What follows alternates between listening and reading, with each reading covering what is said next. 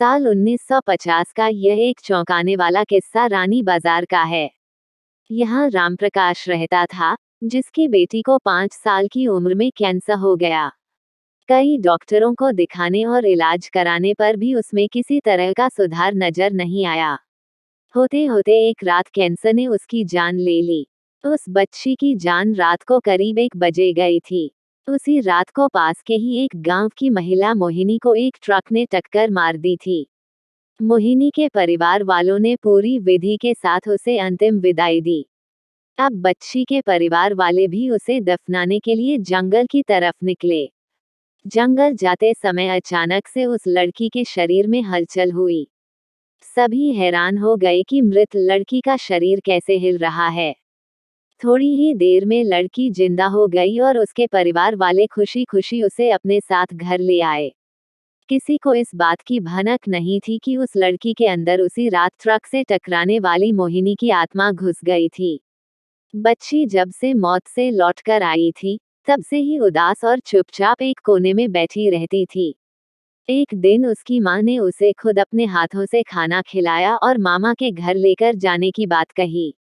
खाना खिलाकर उसे अच्छे से तैयार करके वो उसे अपने मायके ले गई। रास्ते में वो बच्ची जैसे ही उस ट्रक के हादसे वाली जगह पहुंची, तो उसने अपनी माँ को कहा कि मेरा गांव इधर है। माँ ने उसकी बातों पर बिल्कुल गौर नहीं किया और उस बात को हंसी में टाल दिया। कुछ ही देर में वो अपनी बेटी के मामा यानी अपने भाई के घर पहुंच गई। 1-2 दिन बाद मामा जी के घर के आसपास ही बच्ची के अंदर घुसी मोहिनी को अपनी पड़ोसन सिमरन दिखी। उसने जोर से उसे नाम से पुकारा। सिमरन ने पलट कर देखा, तो एक छोटी बच्ची थी। उसे बड़ी हैरानी हुई कि इस लड़की को मेरा नाम कैसे पता है। तभी मोहिनी ने अपने साथ बीती सारी बातें उसे बता दी। उसने कहा कि मेरे परिवार वालों ने मेरी मौत से ही पहले मुझे जला दिया था, इसलिए मेरी आत्मा भटक रही है। उसी दिन इस लड़की की भी मौत हो गई थी, तो मैं इसके शरीर में घुस गई। सिमरन ने ये बात अपने गांव जाकर सबको बता दी। पूरे गांव वाले और उसके रिश्तेदार मोहिनी से मिलने के लिए उसी बच्ची के मामा के घर के पास पहुंच गए। उस लड़की के अंदर रह रही मोहिनी की आत्मा ने सबको एक एक करके पहचान लिया। कुछ देर बातें करने के बाद वो अपने परिवार वालों के साथ अपने घर चली गई। अब उस लड़की की माँ बच्ची को घर में न देखकर परेशान थी।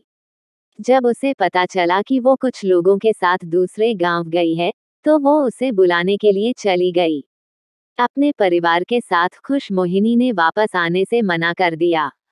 पास के ही लोगों ने उसे समझाया कि तुम्हें दोनों परिवार के साथ रहना चाहिए। इससे सभी को खुशी मिलेगी।